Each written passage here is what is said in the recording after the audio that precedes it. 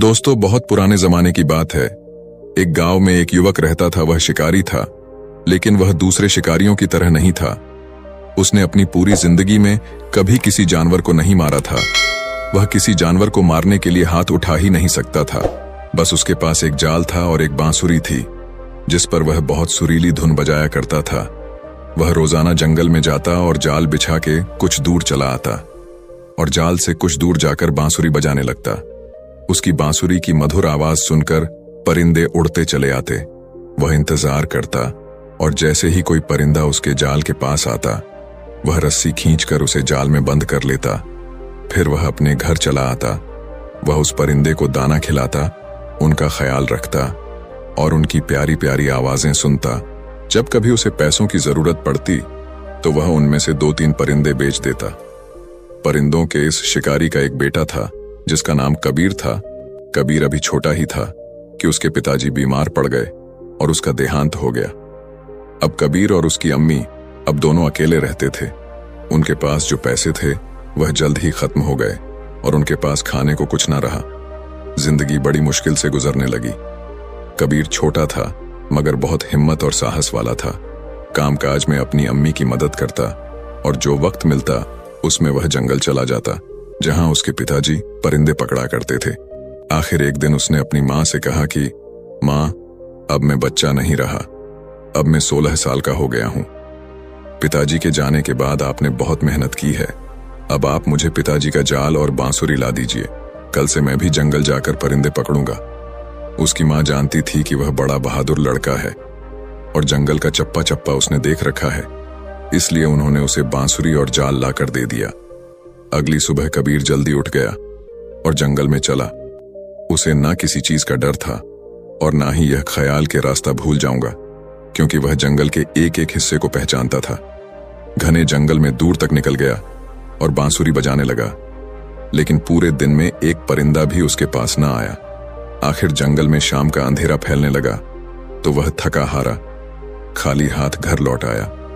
उसकी माँ जानती थी कि यही होगा। परिंदे पकड़ना इतना आसान नहीं है कि कोई एक ही दिन में यह काम सीख ले। उन्होंने बेटे को तसल्ली दी और समझाया कि बेटे, तुम्हारे पिताजी भी तुरंत परिंदे पकड़ने में माहिर नहीं हो गए थे। अभी तुम्हें इस काम को सीखने में बहुत मेहनत करनी पड़ेगी। कबीर हिम्मत हारने वाला नहीं था। उसने मुस्तकिल वक्त से यह काम जारी रखा। आखिर आहिस्ता आहिस्ता उसे बांसुरी पर खूबसूरत धुनें बजाना, अपने आप को परिंदों से छुपाना और बगैर हिले जुले सब्र से देर तक बैठना आ गया और परिंदे उसके जाल में फंसने लग गए। हर दिन की तरह वह जंगल जाता है और जाल रखकर कुछ दूर चला जाता है। कुछ समय बाद उसके जाल में एक बहुत अजीब और खूबसूरत परिंदा फंस गया। उसके पर 7 रंगों के थे। उसे वह खुशी खुशी अपने घर ले आया और उस परिंदे को एक पिंजरे में बंद कर दिया। अगली सुबह जब वह उठा तो यह देखकर हैरान रह गया कि परिंदे ने एक खूबसूरत अंडा दिया था। वो अंडा भी 7 रंगों का था। कबीर ने सोचा कि यह अंडा बाजार में जाकर बेच देना चाहिए ताकि कुछ पैसे मिल सके। जब वह अंडा लेकर बाजार पहुंचा तो उसे दुकानदार ने देख लिया। यह दुकानदार बहुत चालाक और लालची था। उसका काम ही गरीब लोगों को धोखा देना और सस्ती चीजें महंगे बेचना था। कबीर के हाथ में रंगीन अंडा देखते ही उसने तुरंत आवाज दी, सुनो, क्या यह अंडा तुम्हें मुझे बेचना है? मैं इसे खरीदता हूं। कबीर पहले से ही जानता था कि वह दुकानदार बुरा आदमी है। उसकी चालाकी और लालच देखकर कबीर ने कहा, हाँ, लेकिन इसकी कीमत 15 रुपए लगेगी। दुकानदार ने कहा, ठीक है। कबीर को यह देखकर हैरानी हुई कि चालाक दुकानदार ने उस अंडे की कीमत कम करने की कोशिश नहीं की और उसे 15 रुपए देकर अंडा ले लिया। कबीर ने बाजार में वह पक्षी बेच दिया और अपने घर आ गया और वह 15 रुपए उसने अपनी माँ को दे दिए। अगली सुबह उसने देखा कि परिंदे ने फिर एक वैसा ही रंगीन अंडा दिया है। यह अंडा भी उसने बाजार जाके उस चालाक दुकानदार को बेच दिया। इस तरह वह परिंदा रोजाना एक खूबसूरत और रंगीन अंडा देता और कबीर उसे बेच आता। और ऐसे ही माँ बेटे अच्छे से जिंदगी जिन्हें लगे। एक दिन कबीर को विचार आया कि यह चालाक दुकानदार ने मुझसे कम कीमत में अंडा खरीद तो लिया, जरूर उसे बहुत ज्यादा कीमत पर आगे बेचता होगा। यह सोचकर उसने एक दिन दुकानदार का पीछा किया। वह दुकानदार अंडा खरीदकर महल में पहुंचा और कबीर समझ गया कि वह दुकानदार इससे रोज अंडा खरीदकर राजा को महंगे दामों में बेच आता है। कबीर ने सोचा कि क्यों ना मैं खुद अंडा लेकर महाराज के पास जाऊं और ज्यादा रकम पाऊं। उसने ऐसा ही किया। वह महल गया और राजा ने उसे एक अंडे की कीमत 200 रुपये दिए। जब चालाक दुकानदार ने देखा कि कबीर अब उसे अंडे नहीं बेचता बल्कि वह खुद महल में जाकर बादशाह को बेच आता है, तो उसे बड़ा गुस्सा आया। कबीर को सबक सिखाने के लिए वह एक दिन राजा के पास गया और कहा कि महाराज की जय हो, आप कबीर से इतना महंगा अंडा क्यों खरीदते हैं? ये अंडे तो आपको बिल्कुल मुफ्त में मिल सकते हैं। राजा ने कहा, कैसे? दुकानदार ने कहा, महाराज, कबीर के पास एक अजीब और खूबसूरत परिंदा है जो हर रोज यह अंडे देता है। आप उससे यह परिंदा छीन लीजिए, उसके बाद आपके पास अंडा और परिंदा मुफ्त में होंगे। राजा ने अपने सैनिकों को हुक्म दिया कि वह परिंदा तुरंत ले आओ। कुछ देर बाद सैनिक कबीर के घर गए। वह परिंदा लेने कबीर समझ गया कि यह चालाक दुकानदार की शरारत है, क्योंकि राजा इतना बेवकूफ है कि वह कभी यह नहीं सोच सकता कि अंडे कहां से आते हैं। लेकिन वह मजबूर था, क्योंकि राजा का हुक्म ना मानने पर उसे कोई सख्त सजा भी दे सकता था। इसलिए कबीर ने अपना परिंदा राजा को दे दिया। लेकिन उसने हिम्मत नहीं हारी। उसने अपनी बांसुरी और जाल उठाया और अगले दिन जंगल में चला गया। उसने ऐसी मधुर बांसुरी बजाई कि जंगल के कोने कोने से परिंदे निकलकर उसके पास आने लगे। उसके जाल में कभी कबूतर फंसता, कभी बुलबुल तो कभी तीतर। कबीर उनको बेचकर दोनों मां बेटे हंसी खुशी जिंदगी गुजारने लगे। कबीर अब पूरे शहर में मशहूर हो गया। जब किसी को कोई परिंदा पालना होता, वह कबीर के पास आता और उससे परिंदा खरीद लेता और उससे परिंदा खरीद कर ले जाता। चालाक दुकानदार ने यह सब देखा तो उसने कबीर से कहा कि यह परिंदा तुम मुझे बेचा करो। कबीर समझ गया कि वह इससे परिंदे सस्ते खरीद कर लोगों को महंगा बेचेगा, इसलिए उसने मना कर दिया। चालाक दुकानदार को बहुत गुस्सा आया। वह राजा के पास गया और उसने कहा कि महाराज, आपने जो परिंदा कबीर से लिया था वह अकेला होने की वजह से उदास रहता है। आप कबीर से कहिए कि ऐसा ही एक और परिंदा पकड़ लाए ताकि आपका परिंदा अपने साथी के साथ खुश रहे। राजा थोड़ा मंद बुद्धि का था, तो उसने सोचा कि दुकानदार ठीक कहता है। उसने कबीर को बुलवाया और उसे हुक्म दिया कि हम चाहते हैं कि तुम मेरे परिंदे का साथी ऐसा ही एक और परिंदा पकड़ लाओ, वरना तुम्हारी खैर नहीं। कबीर ने कुछ कहने की कोशिश की, लेकिन राजा ने कहा कि मैं एक शब्द भी नहीं सुनना चाहता। मैं तुम्हें 30 दिन की मोहलत देता हूं। अगर तुम इन 30 दिन के अंदर अंदर तुम ऐसा ही एक और परिंदा ना लाए तो तुमको जान से मार दिया जाएगा। कबीर परेशान तो हुआ, लेकिन उसने हौसला रखा। उसके बाद कबीर अपने घर गया और अपनी मां से सारी बात बताई। कबीर ने अपनी मां से आशीर्वाद लिया। उसके बाद बांसुरी और जाल लेकर जंगल पहुंच गया। उसने दिन रात एक कर दिया ऐसा अजीब और गरीब परिंदा ढूंढने के लिए। उसे वह परिंदा कहां से मिलता? काफी मेहनत करने के बाद उसकी मेहनत रंग लाई और आखिर उसके जाल में वैसा ही एक और परिंदा फंस गया। कबीर ने तुरंत परिंदा पकड़ लिया और उसे ले जाकर राजा को दे दिया। राजा ने परिंदा तो ले लिया, लेकिन उसने कबीर को एक पैसा भी न दिया। कबीर समझ गया कि राजा भी दुकानदार की तरह है। फर्क यह है कि वह चालाक है और यह बेवकूफ है। राजा तो परिंदा लेकर खुश हो गया, लेकिन चालाक दुकानदार को बड़ा गुस्सा आया। वह जानता था कि कबीर बहुत बहादुर और मेहनती लड़का है। वह जरूर एक ना एक दिन उसे बदला लेगा। उसका ख्याल था कि कबीर दूसरा परिंदा नहीं ला सकेगा और राजा इसे मरवा देगा। लेकिन उसे अब कबीर से डर लगने लगा कि कहीं वह उसको किसी मुसीबत में ना डाल दे। इसलिए उस दुकानदार ने उसने कबीर को फंसाने की एक और तरकीब सोची। वह राजा के पास पहुंचा और कहने लगा, महाराज, आपको शायद मालूम नहीं कि जो परिंदे आपको कबीर लाकर देता है उनकी जान एक फूल में है। राजा ने पूछा कि वह कैसे? दुकानदार ने कहा कि मैंने बड़े बूढ़ों से सुना है कि यह परिंदे साल में एक बार समन का फूल जरूर सूंघते हैं। अगर यह फूल उनको सूंघने को ना मिले तो यह मर जाते हैं और यह फूल काले देव के बाग में उगते हैं। राजा ने कहा, लेकिन हमारे पास ये फूल कहां से आएंगे, क्योंकि काला देव तो अपने बाग में किसी को नहीं आने देता और कोई वहां पहुंच भी जाए तो वह उसे मार डालता है। दुकानदार ने कहा कि महाराज, यह काम तो पूरे नगर में केवल एक ही लड़का कर सकता है। उसका नाम कबीर है। उसे बुलाकर कहिए कि तुरंत समन का फूल लेकर आए। राजा ने फिर वही किया जो दुकानदार ने कहा था, यानी राजा ने कबीर को बुलवाकर कहा कि तुम काले देव के बाग में जाओ और हमारे परिंदों के लिए समन का फूल लेकर आओ, वरना मेरे परिंदे मर जाएंगे। कबीर ने कहा कि महाराज, मैंने अपना परिंदा आपको दे दिया। आपने कहा उसका साथी लाओ, मैंने वह भी पकड़ कर ला आपको दिया, लेकिन आपका यह आदेश अजीब है। मुझे तो यह मालूम नहीं कि काले देव का बाग कहाँ है।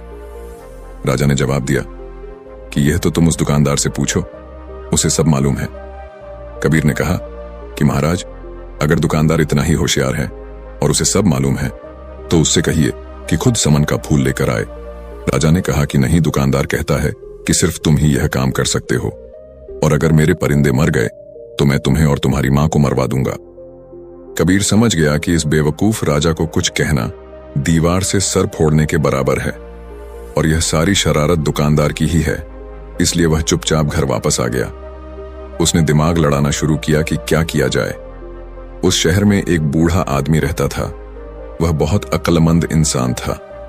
कबीर उसके पास गया और उससे सब कहानी कह सुनाई और पूछा कि क्या यह सच है कि समन नाम का कोई ऐसा फूल है जो काले देव के बाग में उगता है और उसे सूंघे बिना वह परिंदे जिंदा नहीं रह सकते। बूढ़े आदमी ने कहा कि हाँ, यह सच है। ये परिंदे साल में एक दिन जरूर ये फूल सूखते हैं, यहां तक कि अगर कहीं दूर पहाड़ियों के इलाके में चले जाएं तो भी बाहर के मौसम में इस फूल के पास ये जरूर जाते हैं। इसलिए काला देव अपने बाग में ये फूल जरूर उगाता है। इस तरह ये अजीब परिंदे हर वक्त उसके बाग में रहते हैं। कबीर ने पूछा कि अगर मैं उस बाग से वो फूल तोड़ लाऊं तो क्या परिंदे भी उस फूल के पीछे पीछे आएंगे? बूढ़े आदमी ने कहा कि हाँ बिल्कुल, लेकिन उस फूल तक पहुंचना बहुत मुश्किल है। उस बाग का एक ही दरवाजा है और उस काले देव के सिवा और कोई नहीं खोल सकता। कबीर ने कहा कि मैं उसे खोल लूंगा, बस मुझे आप उसका पता बता दीजिए। बूढ़े आदमी ने उसे काले देव के बाग तक जाने का रास्ता बता दिया और यह भी कहा कि बड़े बड़े पहलवान और बहादुर लोग वहां गए थे, लेकिन कोई भी जिंदा वापस नहीं आया। देव बहुत ताकतवर है। तुम कोशिश करना कि किसी तरह तुम छुप कर रहो। अगर वह तुम्हें देख ना सका तो तुम्हारी जीत होगी, वरना वह तुम्हें मार डालेगा। कबीर ने हर बात अच्छी तरह से सुन ली और समझ ली और अगले दिन सुबह ही जाने को तैयार हो गया। वह अब अपने गांव से काफी दूर निकल आया था। वह चलता गया। आखिरकार वह काले देव के बाग तक पहुंच ही गया। वह पहुंचकर उसने देखा कि बाग का एक ही दरवाजा था जो बहुत बड़ा था और बड़ी बड़ी चट्टानों को मिलाकर बनाया गया था। कई पहलवान मिलकर भी उसको हिला नहीं सकते थे। वह दरवाजे के पास बैठ गया, लेकिन वह इतना थका हुआ था कि उसे तुरंत नींद आ गई। उसकी आंख शोर से खुली। शोर ऐसा था कि लगता था कि जैसे आंधी आ रही है। शोर करीब आता जा रहा था। वह समझ गया कि काला देव बाग के अंदर जा रहा है। वह तुरंत छुप गया। देव उसे ना देख सका और उसके करीब से गुजर गया। कबीर को ऐसा लगा कि जैसे कोई पहाड़ उसके बराबर से गुजर कर जा रहा है। देव ने बाग का दरवाजा खोला। कबीर सांस रोके दबे पांव उसके पीछे पीछे चला और जैसे ही वह बगीचे के अंदर गया, कबीर भी अंदर चला गया और तुरंत एक झाड़ी के पीछे छुप गया। जंगल में परिंदे पकड़ने के काम में उसे बहुत देर तक हिले बगैर छुप कर रहना पड़ता था। ये आदत उसे यहां बहुत काम आई। देव को पता भी नहीं चला कि कोई उसके पीछे पीछे बाग के अंदर आ गया है। वह बाग बहुत खूबसूरत था। उसमें अजीब अजीब रंग के ऐसे फूल थे कि कबीर दंग रह गया। उसमें ऐसे परिंदे थे जो उसने पहले कभी नहीं देखे थे। कबीर वहीं छुपा रहा। सुबह काला देव फिर बाहर आया। शायद वह शिकार की तलाश में बाहर जा रहा था। जब देव चला गया तो झाड़ी के पीछे से निकला और बाग में समन नाम का फूल तलाश करने लगा, जैसे उसको उस बुजुर्ग आदमी ने निशानियां बताई थीं उसे। वहां वैसे ही परिंदे भी नजर आए जैसे उसने राजा को दिए थे, लेकिन उसे मालूम नहीं था कि समन कौन सा फूल है। वहां तो बाग में हर तरह के फूल थे। घूमते घूमते उसे एक बहुत बड़ा घर नजर आया। देव उसमें रहता था। कबीर उसके अंदर चला गया। उस घर में 15 कमरे थे। हर कमरा दूसरे से बढ़कर खूबसूरत था, लेकिन पूरे मकान में कोई नहीं था। आखिर जब वह 15वें कमरे में पहुंचा तो उसे किसी के रोने की आवाज सुनाई दी, लेकिन वहां कोई नहीं था। उसे लगा कि आवाज कालीन के नीचे से आ रही है। उसने कालीन उठाया तो फर्श में एक दरवाजा बना हुआ था। उसने दरवाजा खोला तो सीढ़ियां जमीन के अंदर जा रही थीं। वह सीढ़ियां उतरकर अंदर चला गया। नीचे एक और अंधेरा था, वह बहुत अंधेरा था। अब रोने की आवाज तेज हो गई थी। कबीर ने गौर से देखा तो अंधेरे में एक लड़की नजर आई, जो टेबल के पीछे बैठकर रो रही थी। उसके लंबे लंबे बाल और वह रो रही थी। कबीर को देखकर बोली, अरे लड़के, तुम यहां कैसे आ गए? तुम कौन हो? तुरंत यहां से चले जाओ। अगर वह राक्षस आ गया तो तुम्हारे टुकड़े टुकड़े कर देगा। कबीर ने कहा कि तुम चिंता ना करो, वह बाहर गया हुआ है। यह बताओ कि तुम कौन हो? लड़की ने कहा कि मेरा नाम चंदा है।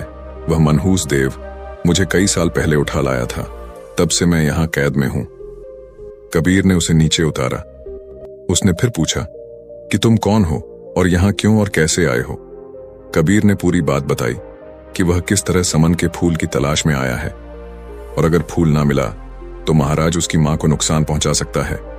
उस लड़की यानी चंदा ने कहा कि समन नाम का फूल सबसे पहले मैंने उगाया था। अगर तुम मुझे यहां से निकाल कर ले जाओ तो मैं तुम्हें समन उगा कर दूंगी, फिर सारे परिंदे तुम्हारे पास आया करेंगे। उसने बताया कि काला देव के स्तंभ में तेज घोड़े भी हैं। कबीर वह गया और उसने 2 घोड़े खोल लिए। उस लड़की ने वह फूल भी तोड़ लिया था। दोनों घोड़े पर सवार हो गए। चंदा को मालूम था कि बाग में एक पत्थर को दबाने से बाग का दरवाजा खुल जाता है। इस तरह दोनों दरवाजे खोलकर घोड़े पर सवार होकर वहां से निकल गए। घोड़े भगाते भगाते दोनों कबीर के नगर पहुंच गए। कबीर की मां अपने बेटे को देखकर बहुत खुश हुई। कबीर ने फिर अपनी मां को सारी कहानी सुनाई। फिर वह दोनों को अंदर ले गए और खाना खिलाया। फिर पूछा कि यह बताओ, जो फूल तुम लेने गए थे वह मिला भी या नहीं? कबीर ने कहा कि मां, जब मैं गया था तो मैंने आपको कुछ नहीं बताया था, फिर आपको कैसे पता चला कि मैं फूल लेने गया था? उसकी मां ने बताया कि राजा के सिपाही रोज आते हैं और पूछते हैं कि कबीर फूल लेकर आया कि नहीं। दोनों अभी बैठे ही थे कि इतने में राजा के सिपाही भी आ गए और पूछा कि तुम फूल लाए या नहीं। इससे पहले कि वह जवाब में कुछ कहता, चंदा ने कहा, हां ले आया है, थोड़ी देर में खुद राजा के पास फूल लेकर जाएगा। राजा के सिपाही चले गए तो चंदा ने चाकू लेकर अपनी उंगली में चीर लगाया। खून के 2 कतरे निकले और निकलकर फूल बन गए। चंदा ने कहा कि देव को मालूम था कि मैं इस तरह समन के फूल बना सकती हूं, इसलिए वह मुझे कैद रखता था। अब यह फूल राजा के पास ले जाओ।